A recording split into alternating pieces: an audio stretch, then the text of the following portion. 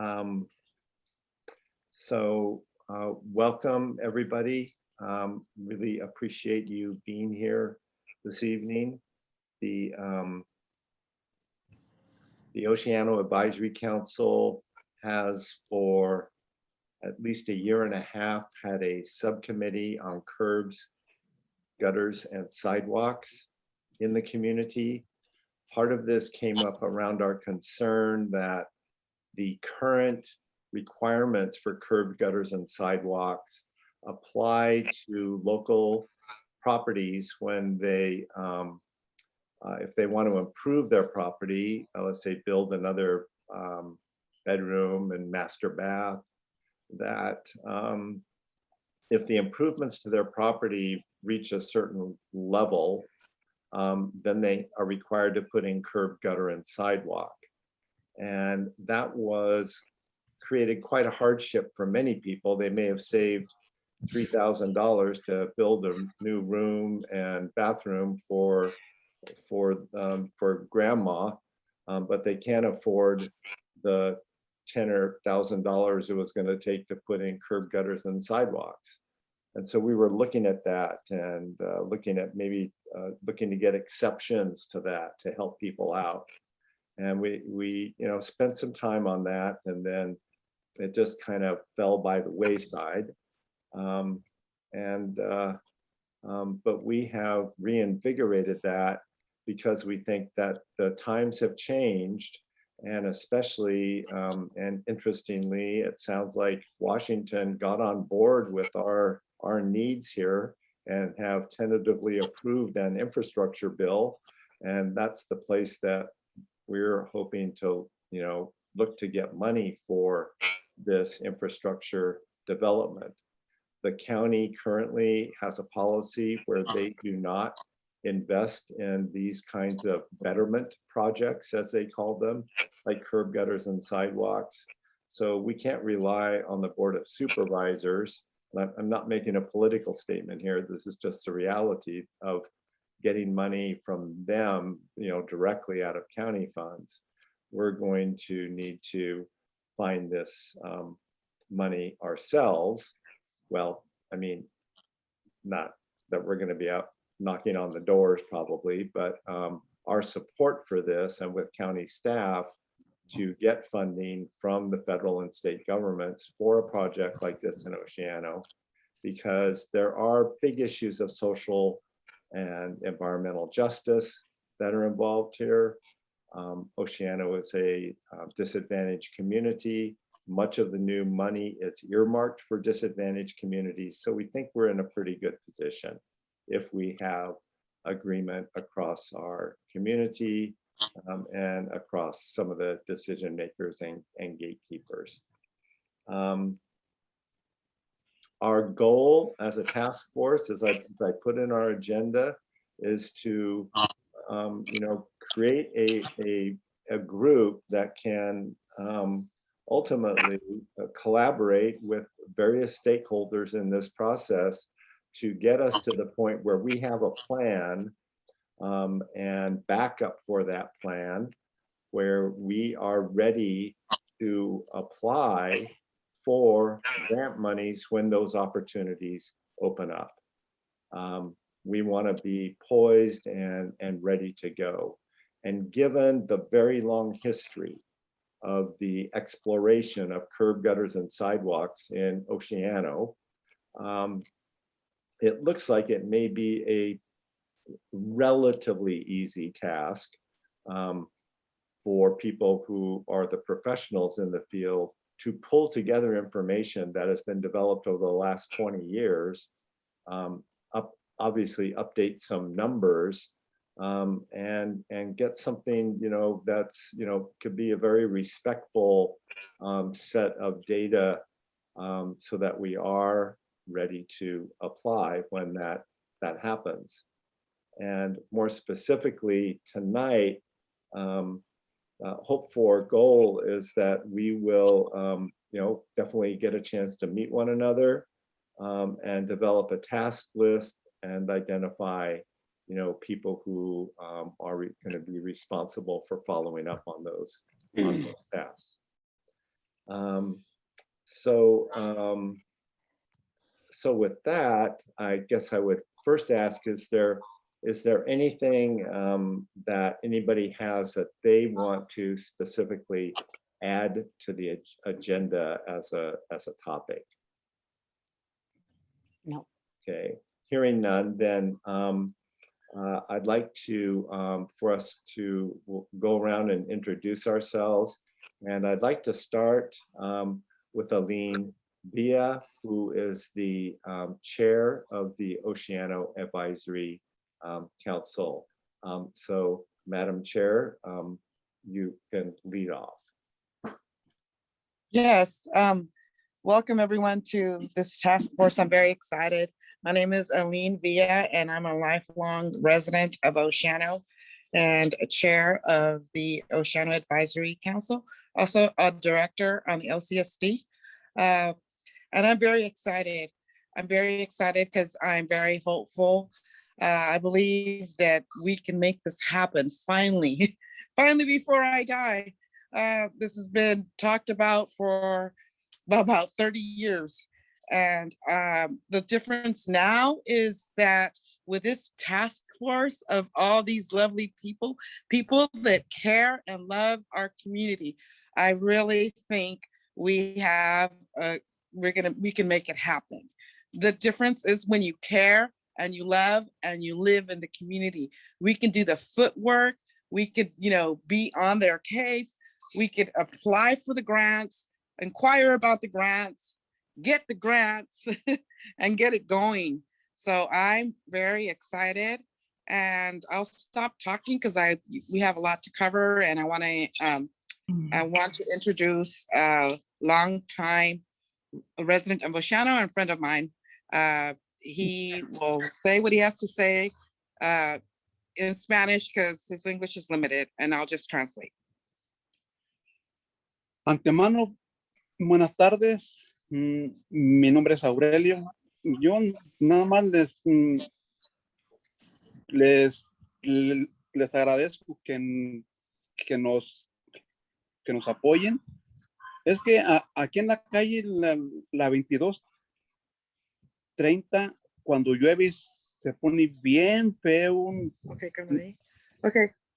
What he's saying is his name is Aurelio, and he wants to thank everybody for participating and caring.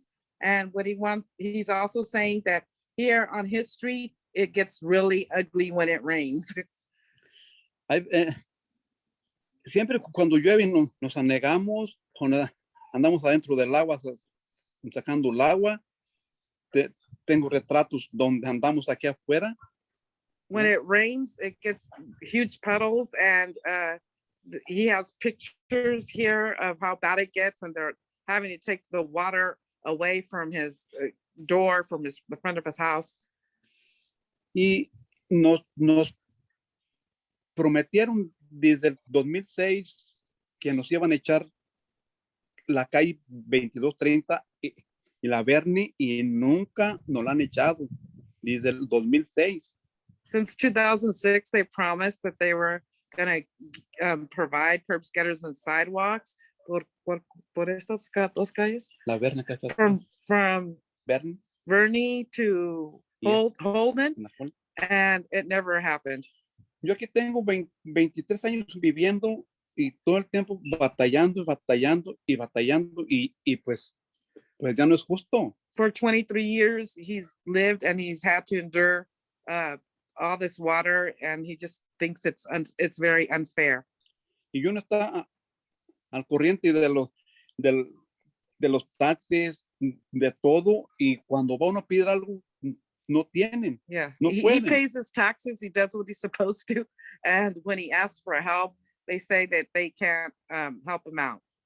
Yo les pido de favor, pues que ya es tiempo de que nos ayuden, ya es tiempo. Ya Oceano ya no es un rancho, es un pueblo. Oceano has changed. He says it's time for them to help out and change Oceano.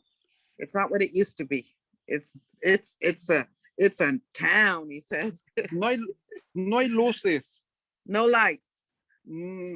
Pasan accidentes en callejones, accidents matan. Y entonces, in the alleys and the streets due to lack of lighting. ¿qué estamos haciendo?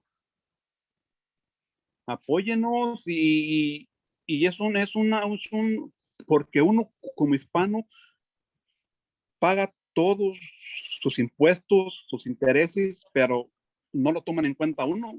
Please help out because as Hispanics, we pay our taxes, but we don't get our fair share. Yeah.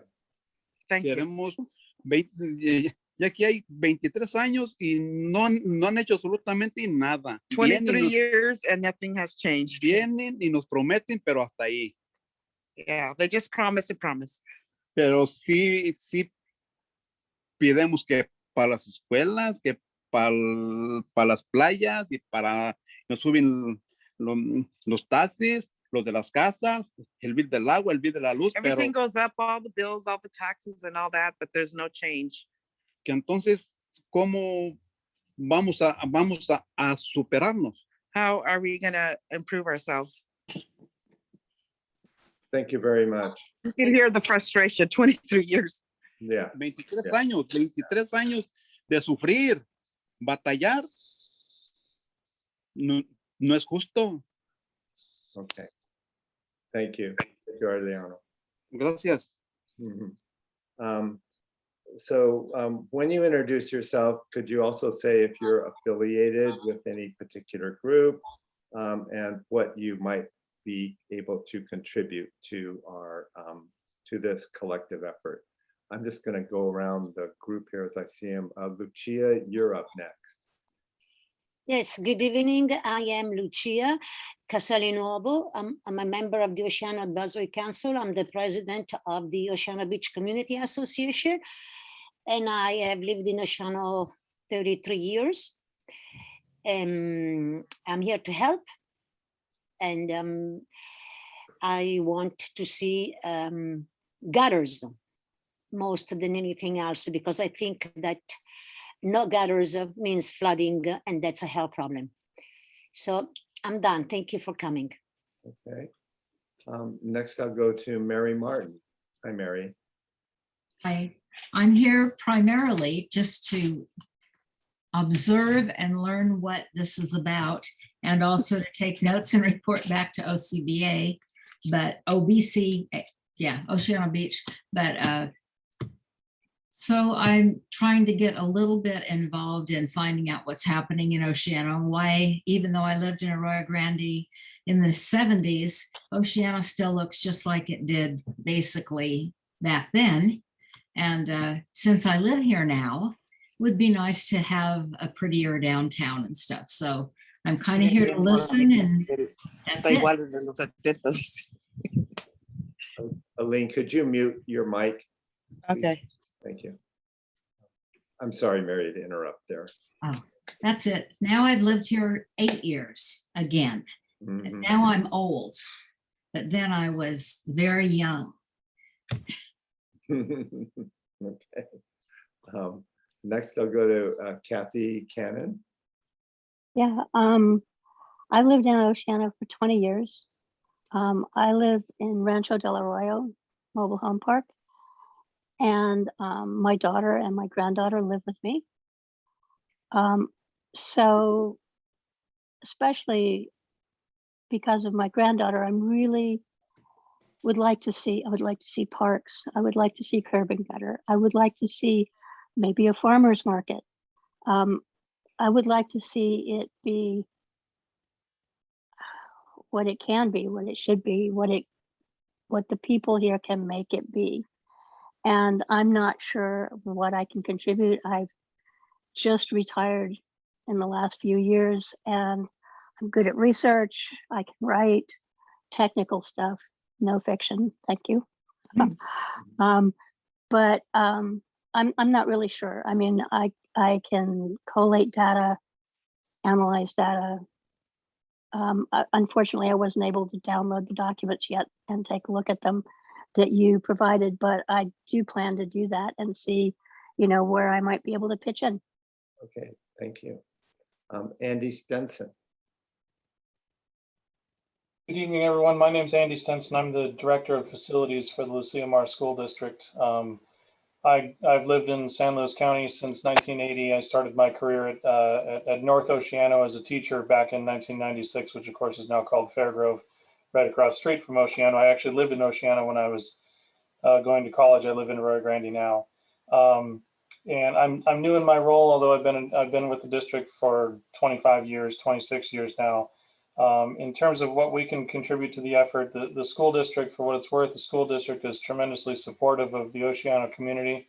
As a side note, you may or may not know, we passed a school bond back in 2016 that's given us an infusion of dollars to upgrade our classrooms and facilities. And we have 19 schools in Lucia Mar, and we've spent, to this point, we've spent the majority of the highest dollar amount has been to Arroyo Grande High School, and the second highest dollar amount has gone to Oceano Elementary. We've poured over $9 million into Oceano Elementary in the last 4 years, so we're very proud of that. We completely support that school. It's a great neighborhood school. There aren't a lot of neighborhood schools anymore, but Oceano certainly is. It's a great school. What we can contribute to the effort, we can't contribute anything financially, obviously, but as a school district, we'd be happy to throw letters of support in any way we can toward any effort, and I'm enthusiastic to support you in any way that we possibly can. And also, just as another side note, I know that there's some work being done on alleviating the flooding around Highway 1, and we as the district, the county has reached out to us to perhaps utilize some underground retention basins, install underground water retention basins under the grass at Oceano Elementary. And just like everything else, we're super happy to help, and we'll work with the county in any way we can. Thank you. Thank you, Andy. And last but not least, Emi Sujiyama from the County Planning Department. Hi, Emi. Hi, I'm Emi Sugiyama. I am a county planner, and I am currently working as your liaison for the Ocean Advisory Committee. As of right now, I'm not completely sure of everything we can offer, so I'll go over the minimum. I can definitely coordinate with other departments. I know that we are hoping Public Works would be able to attend tonight, but I can refer them all the information that we hear right now. I'd be happy to work along with SLOCOG and anyone else who comes into it, doing extra research for this, and also compiling documents that you may want to pass on to the board or anyone else, and just trying to kind of level those up as you go through it, since I know that can be really difficult sometimes. So that's kind of how I might be able to help here. But generally just hoping to observe, see where, we connect back to maybe our specific plans and things like that, and how it all will connect together. Okay, thank you so much. And I guess I really didn't say much about myself. I have lived here in Oceano for the past 20 years and have been relatively active in our community and in the county on different environmental issues that impact us, and have been a fairly consistent participant in the Oceano Advisory Council meetings. I've been on the council for now about 1.5 years, and am happy to serve this community that I care a whole lot about. So I think that, Emi, you're the only representative from county government to here this evening. Andy is here representing a large public organization, the Lucia Mar School District, and certainly part of our motivation to get curb gutters and sidewalks, and so our children have safer access to schools. They have safer places to play, that our seniors have safe places that they can walk around their neighborhood, and that we enhance the quality of life in our community with curb gutters and sidewalks, and protect our investments from flooding, because we really, when we talk about curb gutters and sidewalks, we're also talking about flood control.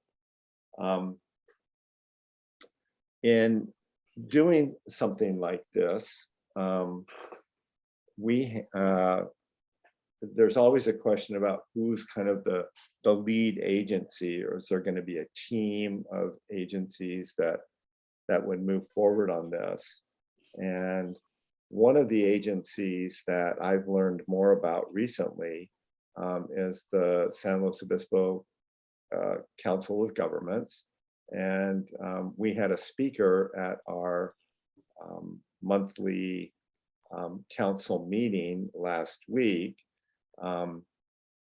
who presented on that, Stephen Hamamaikai with SLOCOG. And as he was talking, I think for those of us that, you know, didn't know that much about it, it was clear that this is exactly the job that they do in the county, is that they go out looking for federal and state money, or federal and state money that comes into the county that's within their lane in terms of like transportation improvements, safety improvements, that they help facilitate that whole decision-making process. And so I had a private conversation with Stephen, and we were just looking at some of the, you know, dimensions of this project that we're taking off on. And he agreed that SLOCOG would definitely be a major player in this process. As an advisory council, we have no authority to do anything. Our job is to keep our eyes open, our ears to the ground, to have public meetings, to do education and outreach, to get feedback from the population of Oceano in terms of their needs and wants and desires, and to communicate that to the county decision makers. We know from all of the surveys that have been done over the years, over the decades, that curb, gutters, sidewalks, and flood control are very high priorities in our county. And they have been for years.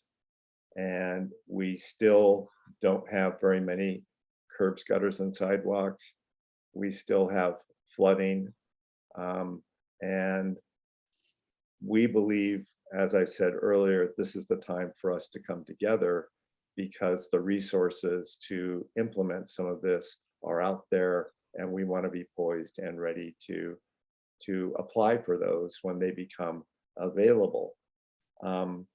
And I mean, I don't mean to put you on the spot here, but since you're the only county person here right now, in terms of this kind of this larger process and getting it going, I mean, ultimately, this sort of thing would have to be within the SLOCOG system, be something that people were on board with.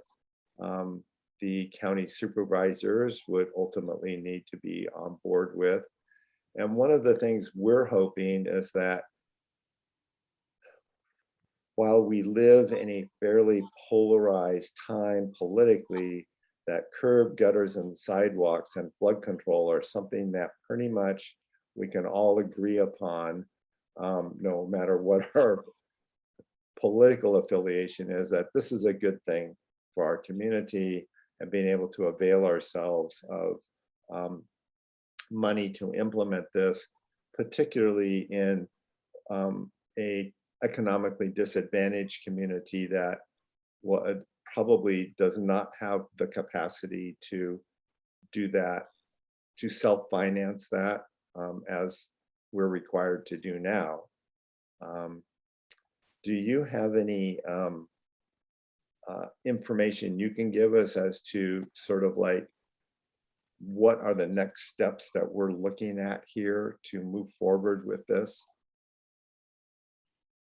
So from what I would know now, which I'm going to have to check in with Public Works because they are going to be your main source for a lot of the more technical information. If we're just trying to, you know, circulate some information, get some balls rolling, I would definitely say compiling all the data that you do have, looking at where the spots are that maybe you're missing a little data or it needs to be updated, putting all of that together and then getting it to either a supervisor or someone else who might be able to push it up on the agenda of things, on the list of priorities. That's going to be kind of the first move. It's very similar to our ordinance kind of movement that we go through. So we want to have a background document. We want to know why we're doing this, why it's super important, why it's pressing right now, and get all the information you can. And then usually after that, we get directives to either work on it or to put it as, you know, first, second tier, whatever we need to do there, and move forward that way. Okay, all right. Where does the grant writing process start? Kathy asks, when does the grant writing process start? Where Where? does it start? I know that we have grant writers within the planning department, but I'm not sure if this one would fall under their purview. I think that this might, again, I don't know if it's going to be a public works thing or if we're going to attach it to maybe a plan update, and that's how we get things going. So I just kind of want to wait and see what public works has to say in terms of where they think their involvement lies, and how much they can actually contribute, because they also might have to be those who are in charge of the grants. And if not, I believe that SLOCOG would be a huge help in this realm of just, again, putting the project in their kind of court there and letting them know that it is a priority and getting as many people as possible to show that it's a priority. Okay, all right, thank you. Lucia? Yes. Listening to the presentation and other comments, I have a couple of comments and questions. First of all, the money, the disadvantaged community status and the advantages that that brings to Oceano. From what I know is that that doesn't mean money actually to Oceano. The fact that we are a disadvantaged community gives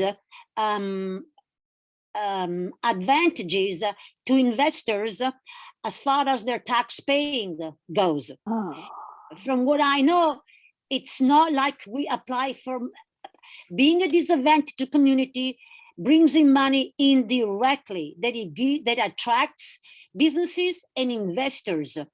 I remember that Nick gave a presentation on the disadvantaged law at the OBCA, and that's what it was.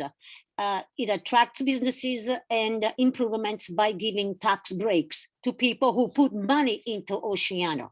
So I'm not sure that we can go that way, but maybe that's one thing that we can explore. First of all, the other thing that I want to, maybe we should explore changing the ordinance.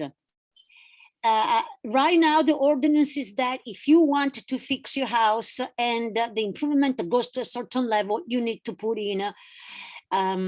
So maybe I think the first avenue would be try to change the ordinance. And because we are a disadvantaged community, use that argument as giving a tax break to homeowners who put the improvement of the sidewalk and the gutter.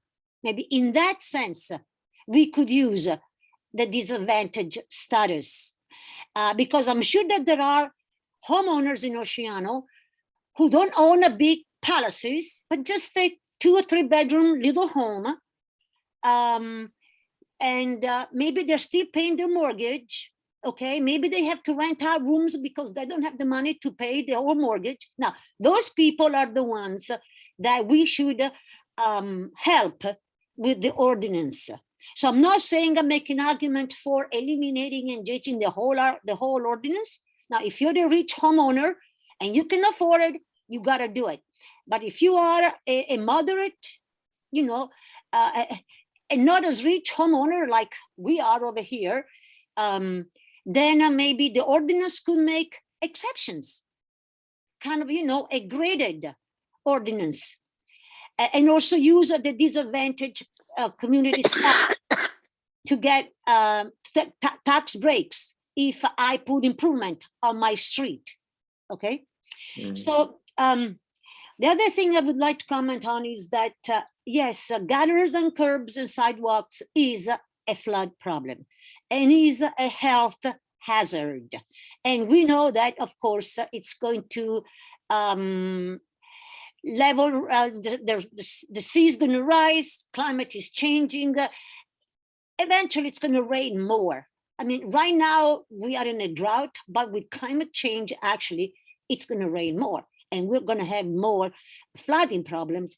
So I would like to identify those situations rather than promote a blanket sidewalks in Oceano.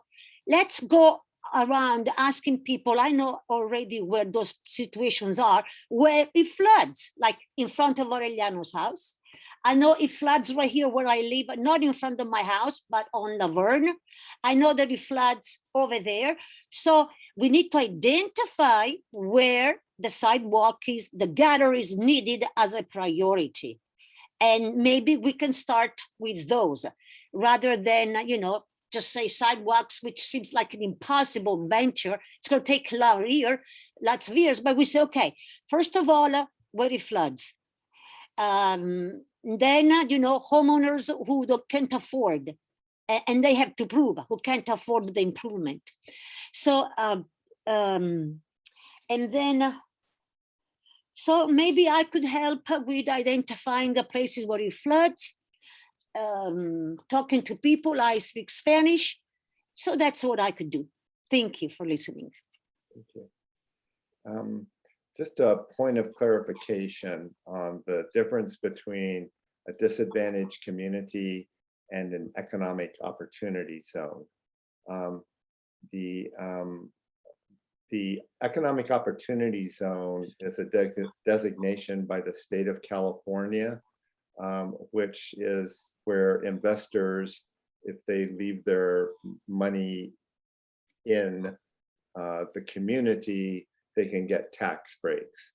A economically disadvantaged community is a definition based on criteria of the federal government that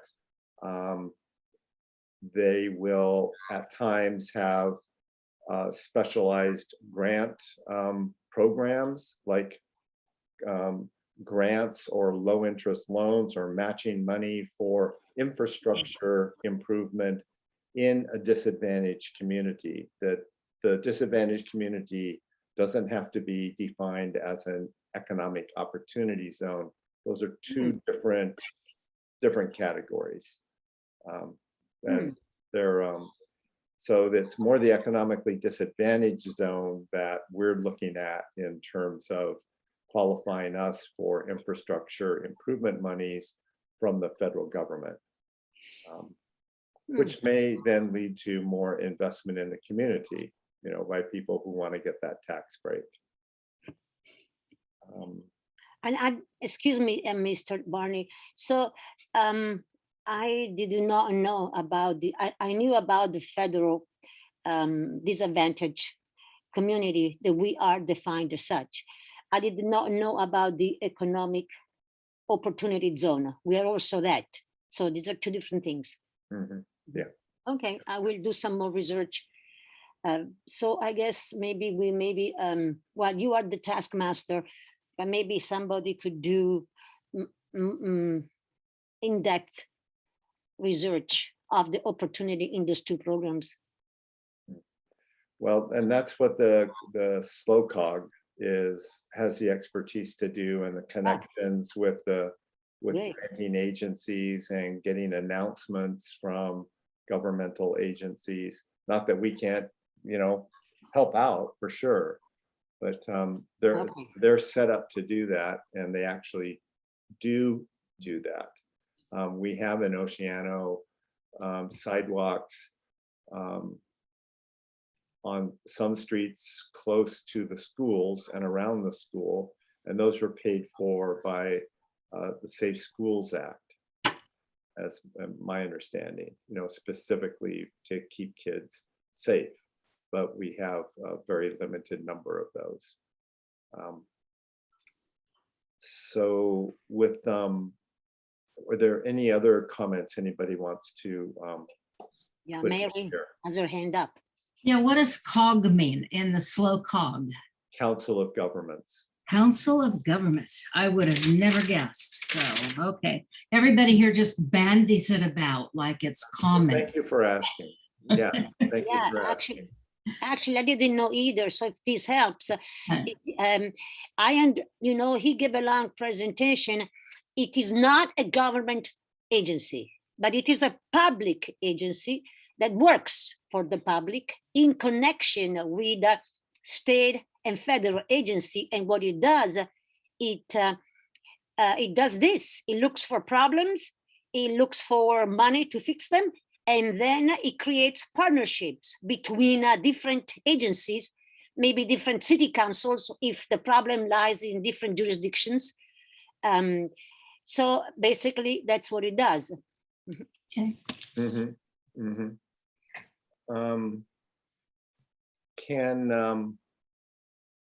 Do any of you have any thoughts about agencies or individuals that should be here at this meeting that are not, or that we haven't contacted? Now, I know that John Waddell, who is with Public Works, he's on vacation this week, but he was very, very interested in my conversations with him. He thought this was a very worthwhile enterprise. And the indication I got from him is that he expected his department to be participating with us. I got that same information from Stephen Hama Maikai from the Council of Governments. Unfortunately, they're not here tonight, so we can't engage with them, but they are certainly important players. I've also reached out to the new advisory council in Oceano, the Vitality Advisory Council, to have a member of their group to participate here, since they are also interested in the well-being of Oceano. And I just wondered and the Boys and Girls Club was on board to be here this evening as well. I'm not sure what happened to them. And then the Safe Families Program and Fernanda Garcia were going to be here as well. So we have some people who said they were coming who, for some reason, weren't able to show up, that I will follow up with. Can you address what the Vitality Advisory Committee's focus is? I can't, because I'm really not sure. In their application, they seem to focus primarily on the state vehicle recreational area and off-highway vehicles. Oh, okay. Yeah. That's a pretty good identifier. Yeah, but I can't speak for them. Yeah, no, that's fine. That's fine. So does Amy have any idea about what would it take to bring to the attention of the supervisors the possibility of amending the ordinance?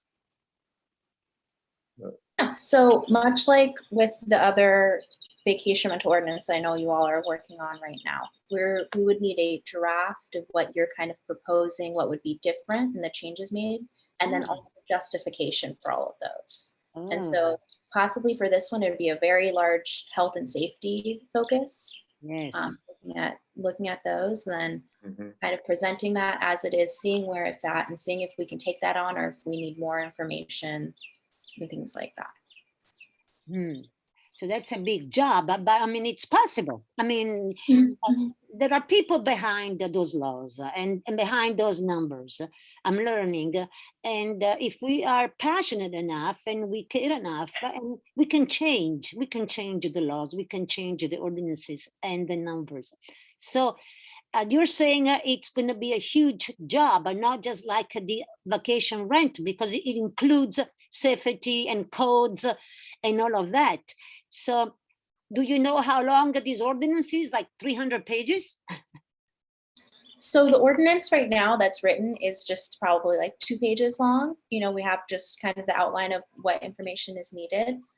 What I would say may be affected by all the plans that I know that Oceana Advisory has is the specific plan. So they may advise that you actually go forward with a revision to the specific plan instead to include all the data for everything. I didn't understand that. I can't hear very well. Would you say Okay. it again slowly? Yeah. So at this point, I know that you're presenting the vacation rental ordinance update. I know that there was talk about Pier Avenue and now the curb gutter sidewalk. And those are all things that are included in your 2001, 2002 specific plan. Yes. So they may, if they see all of these come in, they may request that we do a specific plan update rather than just an ordinance update. And Right. that can all kind of tangle into each other. Right. They may also do them individually. If they do that, you know, there's a bunch of paperwork that you will not be having to do. That's what the planners will be doing to kind of prepare it all for them. But they do need some information up front so that they can decide the level and tier that they want to put it in for priority. Yeah. Mhm. Thank you very much, Amy. So is this specific plan, that's not the same thing as the revitalization plan, right? It's different? No, it's the adopted specific plan. That was, I The think it's adopted way farther specific back. plan, I see, right. It's what we're going by right now. It's the law Correct. for Oceana right now. The standards Okay, for them, yeah. Thank you. And would you send me a link or something to it so that I can, That material is on the Oceana Advisory Council website. thank you. Thank you. It's all available there. Great. I'm gonna, Aline, you're next. Aurelio wants to say a couple words. Tengo otro comentario. He has another comment. Yo estoy para apoyarlos en algo que necesiten de mí. Yo me encargo de mi calle, He wants to support by helping out, by organizing his neighborhood. para ponernos de acuerdo con los latinos, motivarlos y apoyarlos a ustedes en lo que necesiten, ir a juntas a San Luis, a representar a donde quieran. Yo estoy He wants to dispuesto. get the word out with the Latino community and motivate them, organize them. So if they need to attend a Board of Supervisors meeting, bring letters, he's willing to do that. Gracias. Awesome. Tienen mi apoyo, lo que necesiten. Thank you, and you have his support in whatever he can help in. Thank you. That's great.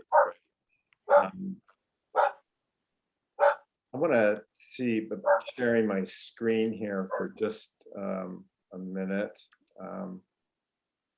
See if I can bring in.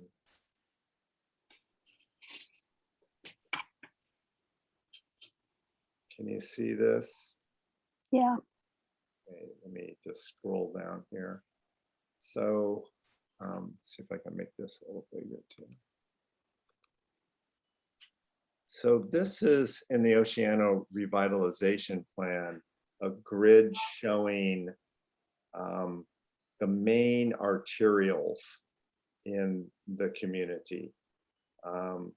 North-south, Elm to 22nd to 17th to 13th. East to west, I'm sorry. And then with the Pike, Wilmar, Paso Robles, and Highway 1. Now, in my mind, and then over here to Pier Avenue, one thing that we'll, I think, eventually need to, come to grips with, and this is down the road, but we're probably, I wouldn't imagine going in with a proposal to put curb gutters and sidewalks on every street that we see here, all in here, but it may be a reasonable starting point to have curb gutters, sidewalks, and flood control on a major grid, so that we have the kind of the basic infrastructure in place that can be added on to over the years as more money comes in. Now, this will be something that we'll have to figure out when we know what monies are available, and probably be ready to either kind of scale up or scale down. But I thought that this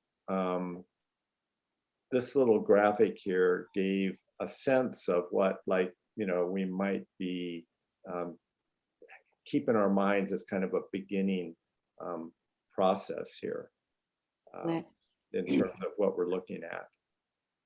And I hear, Lucia, in respecting what your perspective on this in terms of, there are more certain areas that are more problematic that may need the additional infill of, laterals and things like that to help with a specific acute issue there.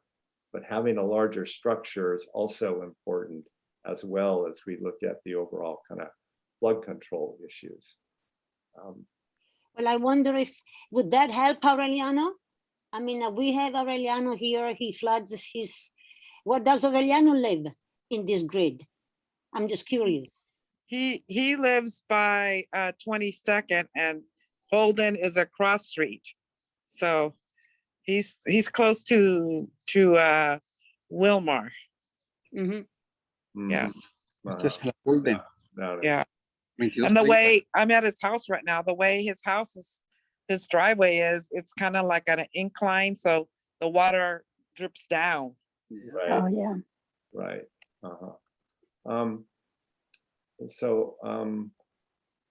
Any thoughts on this aspect of it?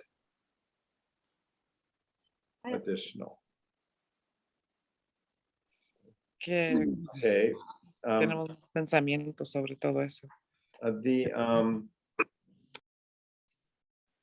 So I think that we have, in terms of the first task, our priorities, Emmy, we have a number of things out here. Lucia, you want to look into more the specific ordinances as they exist now, possibly a change in specific plan to provide more options there for people. Yeah, I would like to look at, so if I understand correctly, so yes, because, okay, so should I look at the specific plan or the ordinance? So is the ordinance inside the specific plan? So the ordinance is separate from the specific plan. I believe it's mentioned in the specific plan. And the data that they use to make the ordinance is in the specific plan. But the ordinance itself is what's kind of ruling over all curb gutter sidewalk at the moment. So those are the standards that you're going to be changing if you are going to change anything. So that's the one. Oh, for the county? Okay, I'm going to look at that. Okay. And that ordinance, the curb gutter and sidewalk ordinance for Oceano is on our website. Okay, good. Okay. Okay. Yeah. Okay, so I can do that. Okay. Mhm. Well, I think until we have more information from SLOCOG and from planning, and then between now and our next meeting, do some more research on the specific plan and the existing ordinances, which, have those requirements that if you're adding so many square feet or improving your property by a certain percentage, then you're required to put in the curb gutters and sidewalks. That's why when you drive around Oceano, you see curb gutters and sidewalk in front of one or two houses on a block. And the only way to get around that is The newest homes, because now, I mean, when my partner built this house, it wasn't the law. So he didn't build the sidewalk and the gutter, but now it is the law. So you will see those are the most recent new homes. Yeah. right. When I improved my property, by building a second unit on it. I had to put in curb, gutter, sidewalk, and pave the street When was that? What year did you do that? about 20 years ago. Hmm. You had to pave the street? Yeah. Mhm. I had a dirt road going Whoa, to my house. okay, Yeah, it was significant, yes. significant. Yeah. And put in a sewer line too. My house helped pay for that. I've given my pound of flesh on those things. So I'm thinking that, I think we've kind of reached the point that both our time is running out for the meeting, and we've kind of exhausted what we have to talk about at this point. So I'm looking at, we wanted to have this meeting at 6:30 because we wanted to have it open for people that are working all day. I know for a lot of us, looking at where some of us are retired, some of us have more time during the day, or this is, part of our job. And so daytime meetings are okay. I don't know if that's a deterrent to people coming for a 6:30 meeting. If, a 3 o'clock meeting would be more accessible to people or less accessible. But anybody have any thoughts on that? Might get more people that we need to have, In terms of county people? yeah. Yeah, I'm kind of thinking that. I'm thinking for our next meeting, if we did an afternoon meeting on July 15th, that's Thursday, July 15th. Does that sound like, I know everybody has to look at their calendars and stuff, and I could certainly send out a doodle poll, but having an afternoon meeting about, well, that's like, It's the 24th.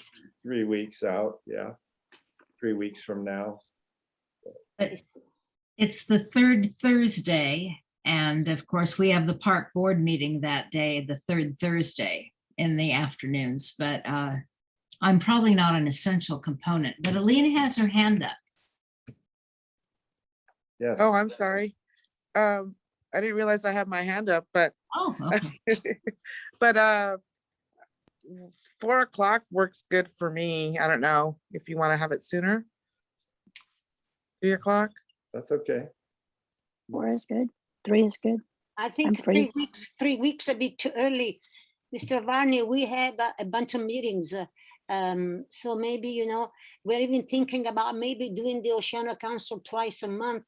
So maybe if we just make it in 4 weeks, like The third is like, actually, that's the OAC meeting that day. yeah, so if we met the 26th. 5:30. Mhm. You're talking about the 22nd, 4 weeks away? Oh, no, I'm sorry. I was looking at the 22nd, yes. Okay, 4 o'clock on the 22nd, Yeah, okay? The CGS meeting, curb gutters and sidewalk. And I'll put together notes from our meeting today, and I'll be back in contact with all of you with those, and then following up individually, specifically with folks to get more information. Any final thoughts from anybody? Charles, just one thing. I know you would ask a little earlier if there's anyone else you might want to involve. Yes. If I understood correctly, I believe that Mr. Sensen is from the school district. Is that correct? there? Yes. Okay, and then I would think also perhaps in some meetings, maybe when we get a little further down the line and we have public works input, inviting the CSD so they can include streetlights and drainage and information on that, because they do play a big part in that. And then I was wondering if you were going to make these notes available on the OAC website. Yes, I will. Okay. Mhm. And Aline Villa is representing the CSD here. Oh, okay, perfect. Are you officially, Aline, representing the OCSD? I'm representing both. I give reports on what we do, the OAC at the Oh, right. OCSD and the OCSD. Oh, you're right. session. Yeah, I Because let them know. you're right. Yeah. This is a meeting of the OAC, of course, of the council. Yeah. Yes, I understand. Yeah, Thank you. yeah. And this meeting, I think we should put this on YouTube also, Charles. Just like as a curb gutter and sidewalk, OAC special meeting, right? We certainly can, sure. Absolutely. Mhm. The more, the better. Yes, because it's something the community is very interested in, and if they see it, I think we can get even more support for the OAC. Sure. Absolutely. Okay, wonderful job. Okay, well, so thank you, everybody, and we'll be in touch. Thank Thank you. you. All right. Okay. Thank you. Bye. Thank you, Mr. Bye. Sold, and everybody. thank you, Amy. Thank you, Kathy. Yeah. Thank you, Mary, everyone. Goodbye. Adiós. El meramente Where is